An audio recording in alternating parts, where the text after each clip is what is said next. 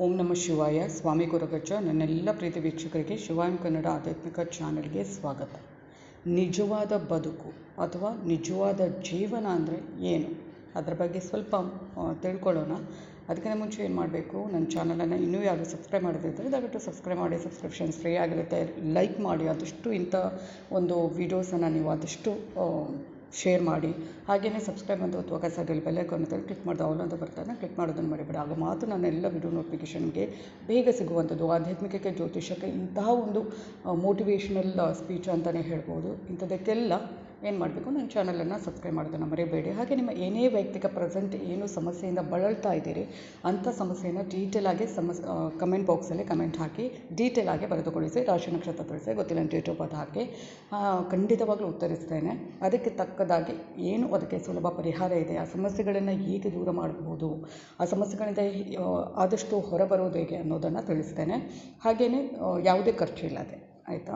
ಹಾಗೆಯೇ ಇನ್ನೊಂದು ಏನು ಅಂದರೆ, ರಾಶಿ ನಕ್ಷತ್ರ ಗೊತ್ತಿರುತ್ತಿಲ್ಲ, ಡೇಟ್ ಆಫ್ ಬರ್ತ್ ಗೊತ್ತಿರುತ್ತೆ ಕೆಲವರಿಗೆ, ಅಂಥವರು ಕೂಡ ಕೇಳಬಹುದು. ಖಂಡಿತವಾಗ್ಲೂ ಉತ್ತರಿಸ್ತೇನೆ. ಸಮಯದ ಅಭಾವದಿಂದ ಪ್ರಶ್ನೆ ಹಾಕಿ ಖಂಡಿತವಾಗ್ಲೂ ಉತ್ತರಿಸ್ತೇನೆ. ನೀವು ಚೆಕ್ ಮಾಡ್ತಾ ಇರಿ. ಕೆಲವರು ಏನು ಮಾಡ್ತಾರೆ, ಪ್ರಶ್ನೆ ಕೇಳ್ತಾರೆ, ಆಮೇಲೆ ಚೆಕ್ ಮಾಡ್ತಾರೋ ಇಲ್ವೋ ಅಂತ ನನಗೆ ಸಂಶಯ ಆಗುತ್ತೆ, ನೋಡ್ತಾರೋ ಇಲ್ವೋ ಅಂತ. ಚೆಕ್ ಮಾಡ್ತಾ ಇರಿ. ಖಂಡಿತವಾಗ್ಲೂ ಒಂದು ದಿನ ಹೋಗ್ಬೋದು ಆಚೆ ಈಚೆ, ಖಂಡಿತವಾಗ್ಲೂ ಉತ್ತರಿಸ್ತೇನೆ. ಹಾಗೆಯೇ ನಾನು ನಿಮ್ಮ ಜೊತೆ ಯಾವತ್ತಿದ್ದೆ. ನಾನು ನಂಬಿರೋ ಶಿವದೇವರ ಕುರುಗ ಜೊತೆ ವೇದಾಶೀರ್ವಾದ ನನ್ನೆಲ್ಲ ಪ್ರೀತಿ ವೀಕ್ಷಕರ ಮೇಲೆ ಸದಾ ಇರುತ್ತೆ ಅಂತ ಹೇಳ್ತಾ, ನಿಜವಾದ ಬದುಕು ಅಂದರೆ ಏನು, ನಾವು ಏನಿಸ್ತೇವೆ ನಿಜವಾದ ಬದುಕು ಅಂದರೆ ಏನು, ಖುಷಿ ಖುಷಿಯಾಗಿ, ಏನೂ ಕೊರತೆ ಇಲ್ಲದೆ, ಏನೂ ಸಮಸ್ಯೆ ಇಲ್ಲದೆ, ಏನೂ ಇದು ಇಲ್ಲದೆ ನಾವು ಬದುಕೋದೇ ನಿಜವಾದ ಜೀವನ ಅಂತ ಅಂದ್ಕೊಳ್ತೇವೆ. ಖಂಡಿತ ಅದು ನಿಜವಾದ ಜೀವನ ಅಲ್ಲ, ನಿಜವಾದ ಬದುಕು ಅಲ್ಲ. ಹಾಗಂತ 100ಕ್ಕೆ 100% ಸುಖವಾಗಿ ಖುಷಿಯಾಗಿ ಈ ಭೂಮಿ ಮೇಲೆ ಯಾರು ಬದುಕೋಕ್ಕೂ ಸಾಧ್ಯ ಇಲ್ಲ. ಅದು ಹಾಗೇನಾದರೂ ನಾವು 100ರಲ್ಲಿ 100% ಕೂಡ ನಾವು ಸುಖವಾಗಿ ಈ ಭೂಮಿ ಮೇಲೆ ಇದ್ದೇವೆ ಅಂದರೆ ಅದು ತಾತ್ಕಾಲಿಕವಾಗಿರುತ್ತೆ, ಶಾಶ್ವತ ಅಂತೂ ಅಲ್ಲ. ಮತ್ತು ಇನ್ನೊಂದು ಲೈಫ್ ಲಾಂಗ್ ಹಾಗೆ ಇರ್ತೇವೆ ಅನ್ನೋದು ಇದ್ದರೆ ಆಗ ನಾವು ದೇವರಾಗಿ ಬಿಡ್ತೇವೆ ಅಷ್ಟೇ, ಆಯಿತಾ. ಆದರೂ ನಾವು ಎನಿಸ್ತೇವೆ, ನಮಗೆ ಕಷ್ಟ ಇದ್ದಾಗ, ನಮಗೆ ಸಮಸ್ಯೆಗಳಿದ್ದಾಗ, ನಾವು ಟೆನ್ಷನಲ್ಲಿದ್ದಾಗ ಬೇರೆಯವರನ್ನು ನೋಡಿ ಅಂದ್ಕೊಳ್ತೀವಿ, ಅವ್ರು ಖುಷಿಯಾಗಿರ್ತಾರೆ, ಓಡಾಡ್ಕೊಂಡು ಇರ್ತಾರೆ, ಅವ್ರಿಗೆ ಏನು ಬೇಕೋ ಅದನ್ನು ತೊಗೊಂಡಿರ್ತಾರೆ, ಅದನ್ನು ಎಂಜಾಯ್ ಮಾಡಿರ್ತಾರೆ, ಅದು ನಾವು ಎನಿಸ್ತೇವೆ ಅದು ನಿಜವಾದ ಬದುಕು, ನಮ್ಮದೇನು ಬದುಕು ಅಂತ ನಾವು ಅಂದ್ಕೊಂಡು ಕೊರಗ್ತಾ ಇರ್ತೇವೆ. ಆದರೆ ಅದು ಬದುಕು ಅಲ್ಲ. ಯಾವತ್ತೂ ಖುಷಿಯಾಗಿ ನೆಮ್ಮದಿಯಾಗಿ ಬದುಕೋದು ಇದೆ ಅಲ್ವಾ, ಅದು ನಿಜವಾದ ಬದುಕು ಅಲ್ಲ. ಯಾವತ್ತೂ ನಾವು ಕಷ್ಟದಲ್ಲಿ, ಸಮಸ್ಯೆಗಳ ಸುಳಿಯಲ್ಲಿ ಒದ್ದಾಡಿಕೊಂಡು ಇದ್ದರೂ ಕೂಡ ಅದನ್ನು ಅಷ್ಟೇ ಚಾಲೆಂಜಾಗಿ ನಾವು ತಗೊಳ್ತೇವೆ ಅಲ್ವಾ.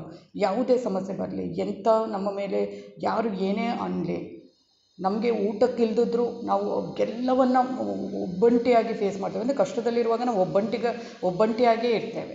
ಸುಖದಲ್ಲಿರುವಾಗ ಎಲ್ಲರೂ ಇರ್ತಾರೆ, ಕಷ್ಟ ಅಂತ ಬರುವಾಗ ನಮ್ಮವರೇ ನಮಗೆ ಶತ್ರುಗಳಾಗಿ ಬಿಡ್ತಾರೆ.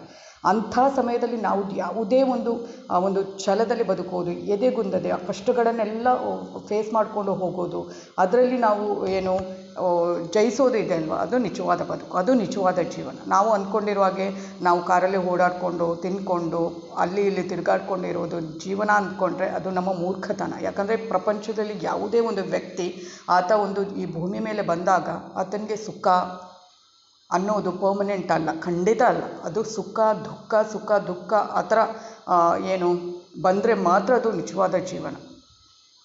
ನಾವು ಕಲಿಯೋದು ಯಾವಾಗ ಗೊತ್ತಾ, ನಮ್ಮ ನಿಜವಾದ ಜೀವನ ನಮಗೆ ಅರ್ಥ ಆಗೋದು ಯಾವಾಗ ಗೊತ್ತಾ, ನಮಗೆ ಕಷ್ಟ, ಅದೇ ನಾನು ಹೇಳಿದ್ದೇನೆ, ತುಂಬ ಯಾವುದಕ್ಕೂ ಎದೆಗುಂದದೆ, ಏನೇ ಕಷ್ಟ ಬರಲಿ, ಏನೇ ಸಮಸ್ಯೆ ಬರಲಿ, ನಮಗೆ ಯಾರೂ ಇರೋದಿಲ್ಲ. ಆದರೂ ಎಲ್ಲವನ್ನು ಅಪಮಾನಗಳನ್ನು ಅಥವಾ ನಮ್ಮ ಒಂದು ಕಷ್ಟಗಳನ್ನು, ಸಮಸ್ಯೆಗಳನ್ನು ಅದೆಲ್ಲ ಒಬ್ಬಂಟಿಯಾಗಿ ಅದನ್ನು ಇದು ಮಾಡಿಕೊಂಡು ಹೋಗೋದಿದೆ ಅಲ್ವಾ, ಅದರಲ್ಲಿ ಜಯಿಸೋದಿದೆ ಅಲ್ವಾ, ಅದು ನಿಜವಾದ ಬದುಕು. ಆಗ ನಮಗೆ ಎಲ್ಲ ಒಂದು ಬದುಕಿನ ಎಲ್ಲ ಸ್ತರಕ್ಕೂ ಅಂದರೆ ಎಲ್ಲವೂ ಅರ್ಥ ಆಗುತ್ತೆ. ಜನರ ವ್ಯಕ್ತಿತ್ವದ ಬಗ್ಗೆ ಅರ್ಥ ಆಗುತ್ತೆ, ಜನರ ನಡವಳಿಕೆ ಬಗ್ಗೆ ಅರ್ಥ ಆಗುತ್ತೆ. ಆಗ ನಮ್ಮ ಕಷ್ಟದ ಸಮಯದಲ್ಲಿ ಯಾರು ಇರ್ತಾರೆ ಅನ್ನೋದು ನಾವು ತಿಳ್ಕೊಂಡಿರ್ತೀವಿ. ಆ ಕಷ್ಟದ ಸಮಯದಲ್ಲಿ ನಾವು ಹೇಗೆ ಅದನ್ನೆಲ್ಲ ಫೇಸ್ ಮಾಡಿದ್ದೀವಿ, ಅದರಿಂದ ನಾವು ಗಟ್ಟಿಯಾಗಿ ಹೋಗ್ತೇವೆ, ಗಟ್ಟಿತನ ಬರುತ್ತೆ ನಮ್ಮಲ್ಲಿ. ಮುಂದೆ ನಮಗೆ ಸುಖ ಸಿಗುತ್ತೆ, ಆಮೇಲೆ ಕಷ್ಟಗಳು ಬರುತ್ತೆ. ಅಂದರೆ ಅದು ಹಾಗೆ ಬರ್ತಾನೆ ಇರುತ್ತೆ ನಮ್ಮ ಲೈಫ್ ಲಾಂಗು. ಯಾವತ್ತೂ ಸುಖದ ಸುಪ್ಪತ್ತಿಗೆಯಲ್ಲಿ ಯಾರೂ ಇರೋದಿಲ್ಲ. ನಾವು ಅಂದ್ಕೊಳ್ತೇವೆ ಅವ್ರ ತುಂಬ ಹಣ ಇದೆ, ಅವರಿಗೆ ಏನು ನೆಮ್ಮದಿ ಇರುತ್ತೆ, ಆ ಥರ ಅದು ಏನೂ ಇಲ್ಲ. ಹಣ ನಮಗೆ ನೆಮ್ಮದಿ ಕೊಡುವಂಥದ್ದಲ್ಲ. ಬರೀ ಹಣ ಇದ್ದರೆ ನಾವು ಏನೋ ಮಾಡಬಹುದು, ಆ ಥರ ಮಾಡ್ಬೋದು, ಈ ಥರ ಮಾಡ್ಬೋದು ಅಂದ್ಕೊಂಡ್ರೂ ಅದು ನಮ್ಮದು ಏನು ಮೂರ್ಖತನ ಅಷ್ಟೆ.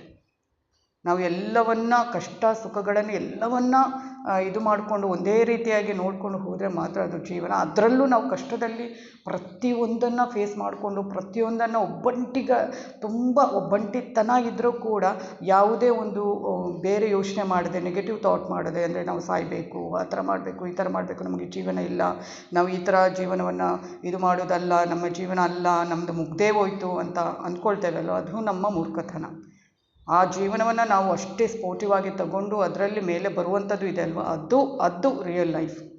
ಅದನ್ನು ನಾವು ಜೀವನದಲ್ಲಿ ಆಮೇಲೆ ಸುಖ ಬಂದಾಗಲೂ ಅದಕ್ಕೆ ಆ ಕಷ್ಟದಲ್ಲಿ ಏನಿರ್ತೇವೆ, ಏನೆಲ್ಲ ನಾವು ತಿಳಿದುಕೊಂಡಿರ್ತೇವೆ ಜೀವನ ಪಾಠ, ಅದನ್ನು ನಾವು ಸುಖದಲ್ಲಿರುವಾಗಲೂ ಅದನ್ನು ಅದೇ ರೀತಿಯಲ್ಲಿ ಇದು ಮಾಡ್ಕೊಂಡು ಹೋಗಬೇಕು. ಹಾಗೆ ಪುನಃ ಕಷ್ಟ ಬರ್ಬೋದು.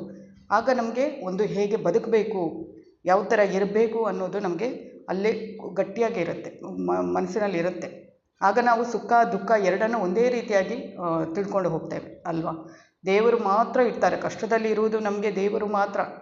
ನಾವು ಪ್ರಾರ್ಥನೆ ಮಾಡುವ ಅಥವಾ ನಾವು ಅವರನ್ನು ಒಂದು 2 ಹೊತ್ತು ನಾವು ಸ್ಮರಣೆ ಮಾಡ್ತೇವಲ್ವ, ಅಂಥ ದೇವರು ಮಾತ್ರ ನಮ್ಮ ಜೊತೆ ಇರ್ತಾರೆ. ಅವರು ನಮಗೆ ಆ ಎಲ್ಲ ಪಾಠಗಳನ್ನು ಕಲಿಸ್ತಾರೆ. ಅದನ್ನು ಮನಸ್ಸಿನಲ್ಲಿ ಇಟ್ಕೊಂಡು ಹೋಗು.